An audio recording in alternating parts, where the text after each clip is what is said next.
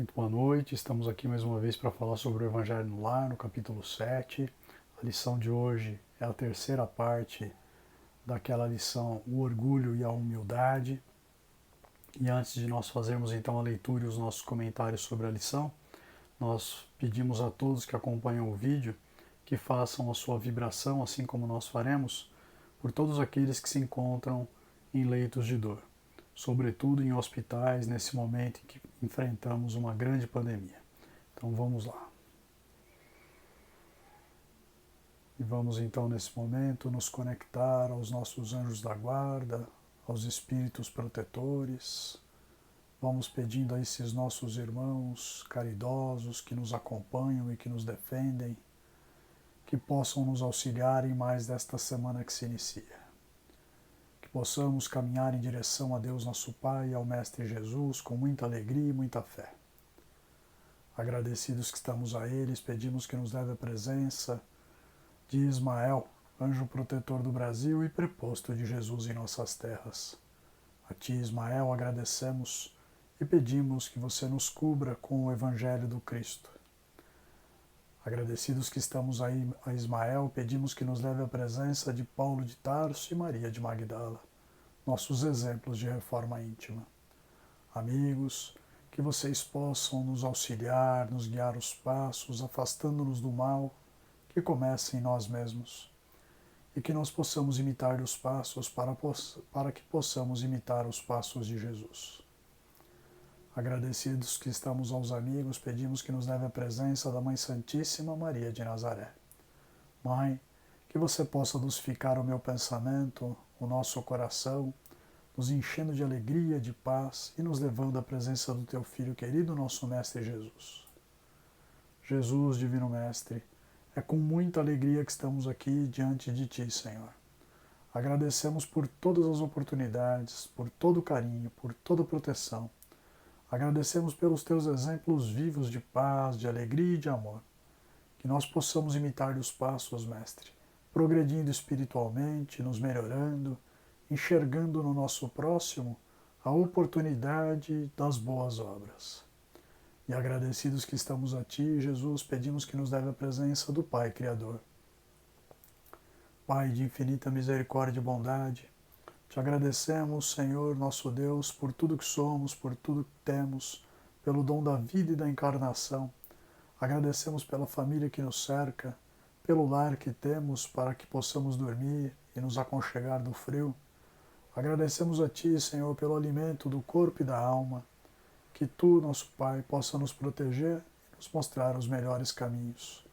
E que possamos assim, neste momento, Senhor, pedir-lhe que as vibrações do mais alto, que as luzes de paz, de fé, de alegria, de amor e caridade cheguem ao coração de todos os nossos irmãos que se encontram em leitos de dor.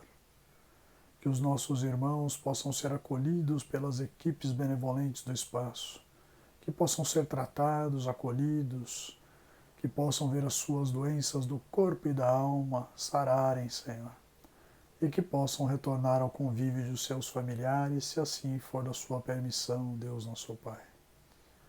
Se for chegada a hora, Senhor, do desencarne, por acréscimo da Tua misericórdia, nós lhe pedimos, Senhor, que os nossos irmãos sejam conduzidos para colônias de refazimento e de regeneração, onde possam ser tratados com muito amor, paz e acolhimento, para que possam se recolocar em equilíbrio e crescimento espiritual.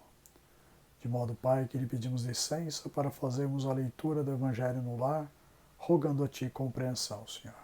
Graças a Deus e graças a Jesus.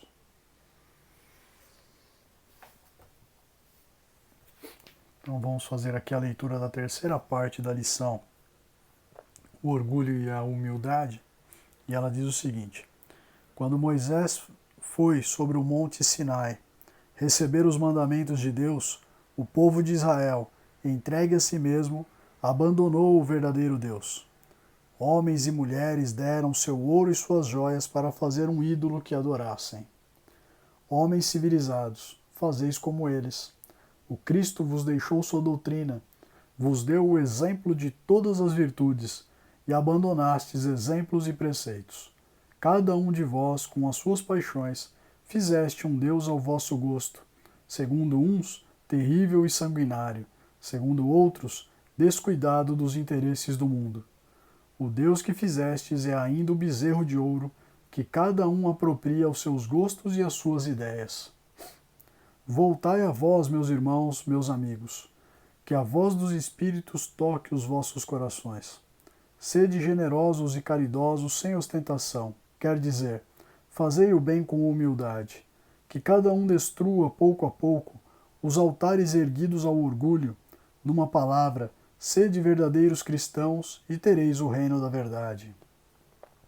Não duvideis mais da bondade de Deus, quando dela vos dá tantas provas. Viemos preparar os caminhos para o cumprimento das profecias.